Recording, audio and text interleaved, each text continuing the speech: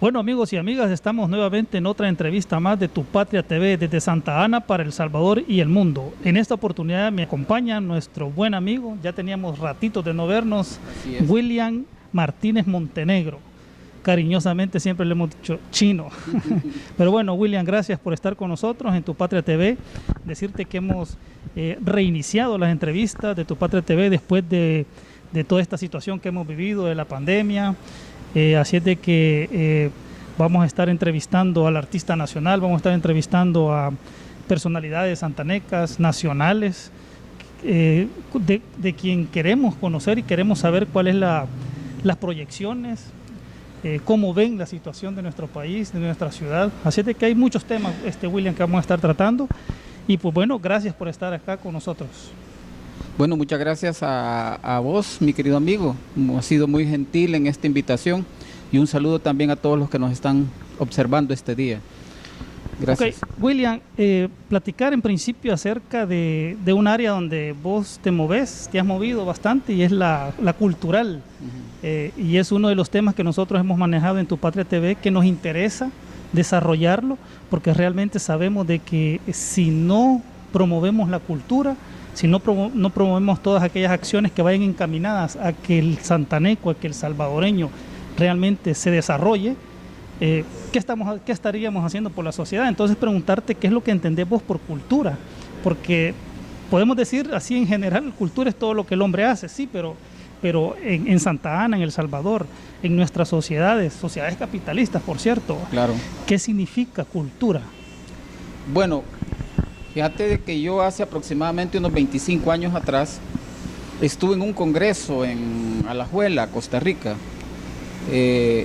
Y no es porque me hubiera ido, allá vivía yo, allá había estudiado. Entonces, yo estuve en un congreso en donde pasamos 3 días tratando de definir qué era cultura, entre otras cosas, entre otros temas.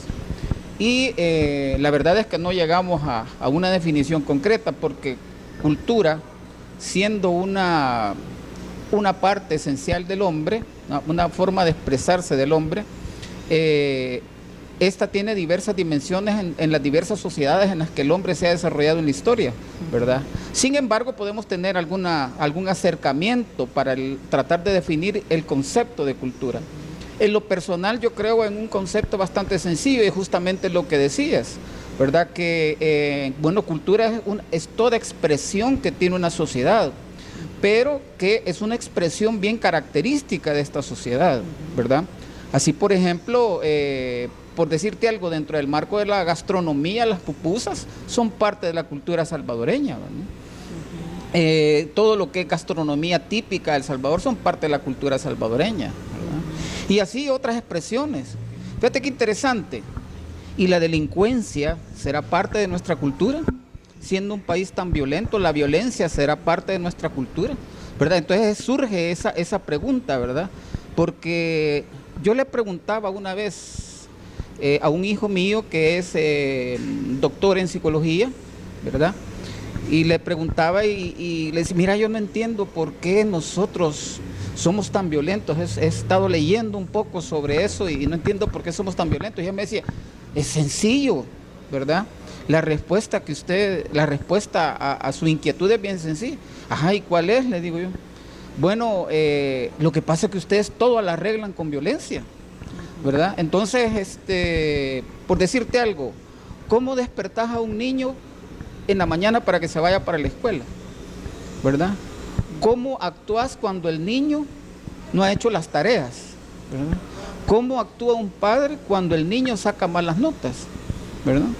O sea, las respuestas actúas de una manera que al niño no le satisface dentro de su formación personal, pues, ¿verdad? Bueno, pero estamos hablando de cultura, ¿verdad? Nos metimos a hablar de violencia, pero eso es parte también de nuestra expresión cultural, ¿verdad? Considero yo que la sociedad salvadoreña históricamente ha estado conformada por muchos antivalores, ¿verdad?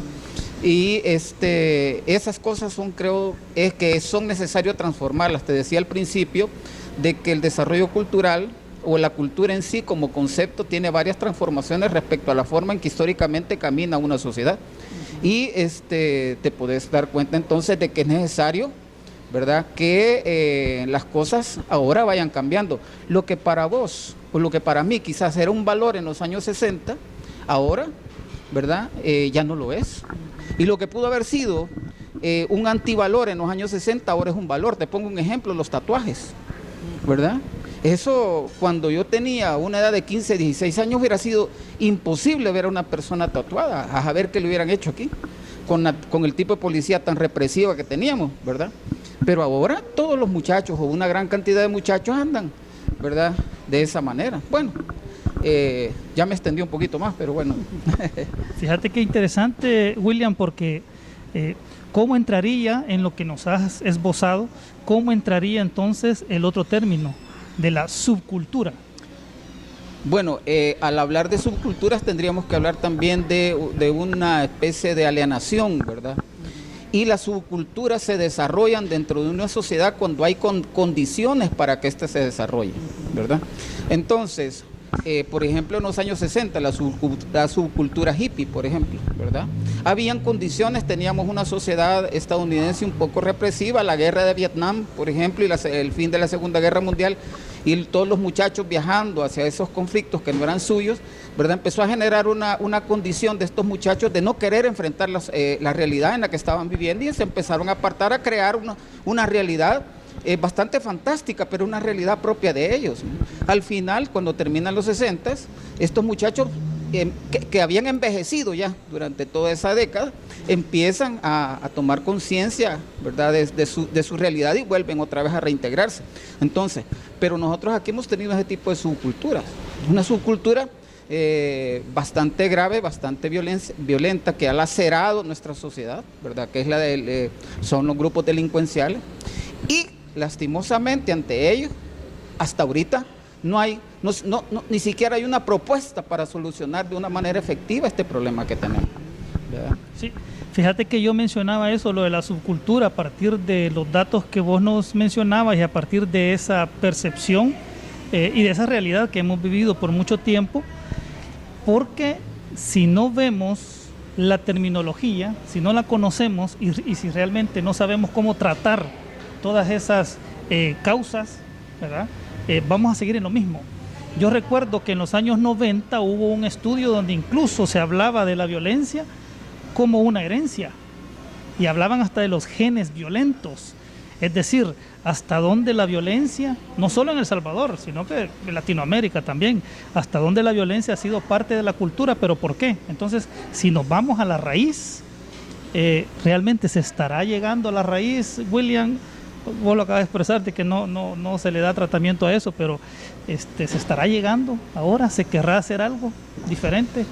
Pues no hay mal que dure 100 años, ¿verdad? La vez pasada yo conversaba con un amigo ahí en la delegación de la Policía Nacional Civil, y hablábamos justamente de eso. Una salida tiene que haber al problema cultural de la violencia que tiene El Salvador. Una salida tiene que haber. No podemos vivir así toda nuestra historia, hasta el día en que El Salvador se extinga. Eso no puede ser, ¿verdad? La historia hasta hoy que me estás entrevistando o que estamos conversando sobre eso ha demostrado lo contrario. Mañana quién sabe, pero hoy sí ha demostrado de que las cosas cambian, y eso tiene que cambiar, ¿verdad? Yo tengo fe de que al menos, ¿verdad?, en el gobierno que estamos ahorita, ¿verdad?, yo soy del partido Nuevas Ideas y considero de que se pueden hacer esfuerzos, ¿verdad?, grandes a fin de que esto vaya mermando, ¿verdad? Mira, te voy a decir una cosa. Cuando a una persona se le estimula, te lo digo porque es mi experiencia, yo trabajé en un centro penal, y aquí ya nos metimos a hablar de otras cosas. Pero es parte de la cultura. Ajá. Te digo, había una costumbre de hacer creer a los maestros que estos muchachos que estaban ahí no podían cambiar. Y yo cuando llegué tenía otra tesis, la misma que te estoy diciendo, que es posible que las cosas cambien, ¿verdad?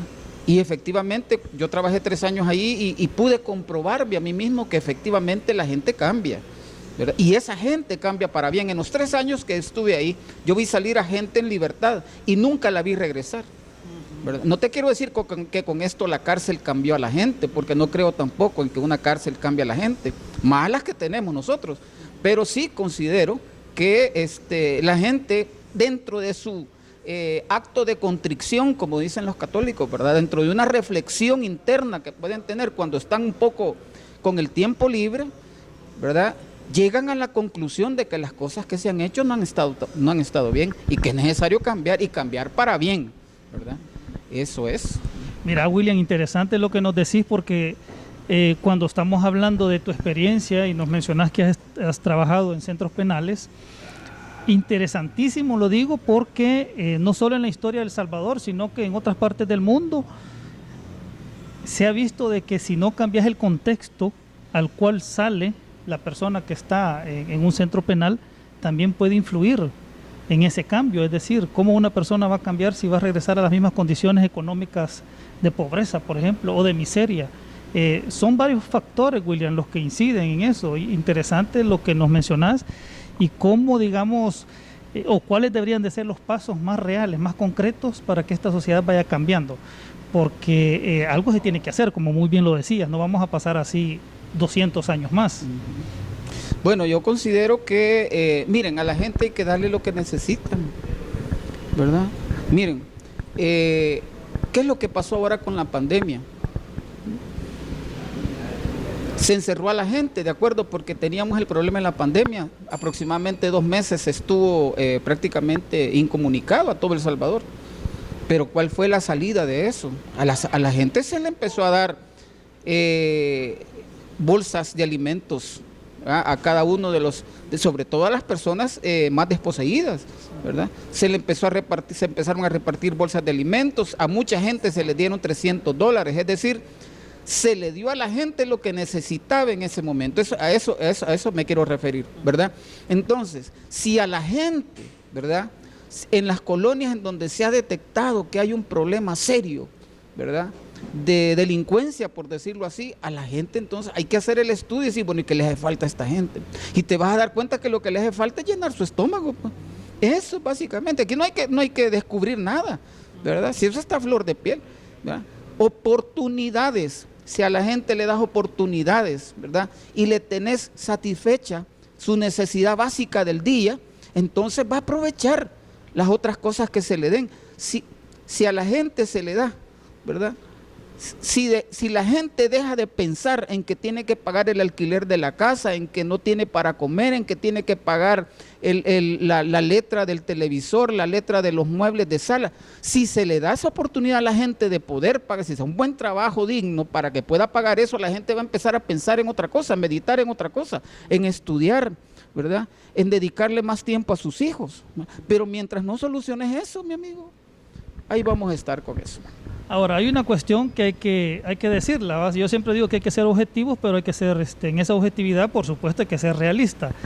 El Salvador ha vivido muchos años, yo no quiero meterme a eso de los 30 años, porque realmente son 200 años. Así Chino, es, correcto. Ya te dije chino, William, son 200 años de dictadura económica. Aquí se ha hablado de una dictadura de partidos políticos, en este caso del partido supuesto de izquierda y el otro supuesto de derecha, ¿va? Pero realmente la dictadura es de tipo económica y mientras no logremos superar esos factores que ahogan al ser humano, al salvadoreño, no vamos a avanzar. Entonces, por eso te decía yo, cuáles son como las acciones concretas que se deben de desarrollar para que realmente comencemos a ver eso. Yo siempre lo he dicho, William, aquí no es que en 5 años se van a arreglar las cosas. Aquí estamos hablando que en 15 años o 20 años vamos a comenzar a ver situaciones diferentes. Así es. Pero para eso hay que ser un poquito realistas. O sea, no podemos decir que en 3 años o en 5 años vamos a ver todo. Bueno, mira, fíjate que cuando estábamos trabajando con los grupos del partido de Nuevas Ideas, surgieron varios muchachos o varios señores que querían ser candidatos a alcaldes. Y yo conocí a uno en particular y yo le manifestaba a él, mira, dentro de tu programa vos podés decir que vas a hacer puentes, que vas a arreglar las calles, que vas a hacer lo que querrás, pero lo que nunca debes olvidar es que vas a cambiar la vida o vas a empezar a cambiar la vida de la gente de Santa Ana. Y es que de eso se trata. Claro, las reformas tienen que ser económicas y sociales, ¿verdad? ¿Por qué no ponemos, por decirte, por qué no cambiamos y reformamos la ley de las universidades, la ley de educación superior?